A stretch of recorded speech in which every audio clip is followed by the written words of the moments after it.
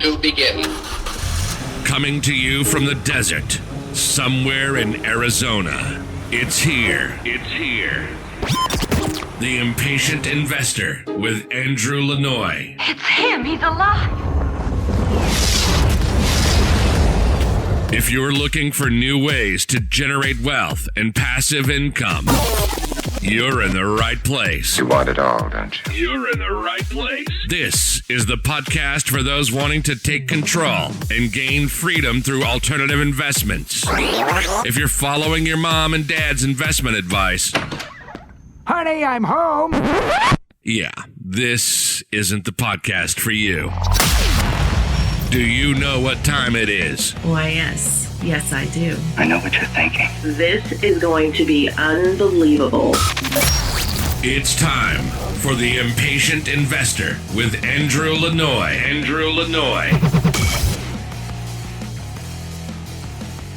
When the recession hit in 2007, a multitude of disastrous consequences followed. People had to sell their homes, watch their wealth disappear, and many Americans lost their jobs. There's no doubt that economic downturns are tragedies, but for some investors, they're not all bad. The reason is these people know how to make money in dire conditions. And when the economy rises again, they end up with significant gains. The backbone of these strategies can be summed up in the following quote: "Be fearful when others are greedy, and greedy when others are fearful." That quote is from Warren Buffett, and what he means is that when the public is fearless and aggressive with their investments, you should be wary. Alternatively, when the public is afraid and keeping their money out of the market, there are tremendous deals to be had. Those are the deals that you must capitalize on. Let's talk about current economic conditions. Right now, we are experiencing one of the most extended bull markets in history. Every asset is seeing capital gains. Residential real estate is at an all-time high. Spending is at an all-time high. And investors coming out on the other side of COVID-19 are no longer afraid to invest. You never know precisely when the economy is going to see a downturn, but conditions like these are clues that a correction is coming. That correction could be manageable, or it could be another recession that sends the entire economy into a downward spiral. What exactly will happen and when are impossible to predict, but it is worth understanding what to do with your money in the event of a recession. So let's talk about where to invest during a recession. If a recession hits and you already have your general strategy in place, you're going to find great deals and invest with confidence. What that philosophy does not tell you is where to put your money. Unfortunately, you can follow the right principles, but still see your investments fail if you don't have a sound strategy. In recession conditions, one asset beats the rest in its ability to make you rich. That asset is real estate. Let me explain why. First, let's look at rental income. If you buy stocks in a recession, you might have to wait years for their value to rise again. That means almost zero cash flow while you hold that asset and no significant profit until you sell many years later. Alternatively, if you invest in a private real estate fund that specializes in rental properties, that is not the case. In fact, you will start to see income right away.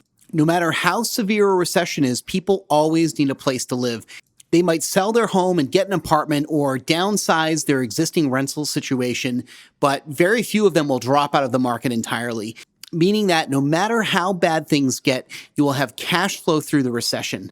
Another critical risk that comes with investing in stocks is the potential that they go to zero. You might think you're getting a great deal on a company in recession conditions, buy a significant amount of stock, and then watch that company go bankrupt. If this happens, your money will disappear. When you choose real estate, you protect yourself from this risk. Real estate prices may fall significantly, but they never bottom out and hit zero. Instead, they always have some amount of value which will rise as the economy improves. Sometimes significant inflation accompanies a recession. Additionally, even when the economy is good, inflation eats away at many assets. Real estate is the only asset that is not a victim of inflation. The reason for this is both the value of the property and the rent charged rise at the rate of inflation. The result is that while cash, stocks, and bonds will lose value during inflationary conditions, your real estate investment will retain its value entirely, making this extremely valuable in the worst economic conditions, which feature stagnant growth and inflation all at the same time. The primary appeal of stock market investing during a recession is typically the potential for capital gains, which describes the value of an asset rising. This effect does not make stock investing more tantalizing than real estate, though, because real estate sees significant capital gains too. This means that not only will your holdings create rental income, but also their value will rise just like the stock market. Nobody wants recessions to happen. They lead to tragedy and heartbreak around the country and often the whole world. That being said, the cyclical nature of the economy means that recessions are inevitable. When they come, you will want to know how to invest your money effectively. And if you do, you can take those poor conditions and use them to get rich. To do so, you should invest the majority of your money in real estate. Not only does it provide rental income to give you cash flow through the recession and beyond, but it also never goes to zero, providing inflation protection and seeing significant capital gains.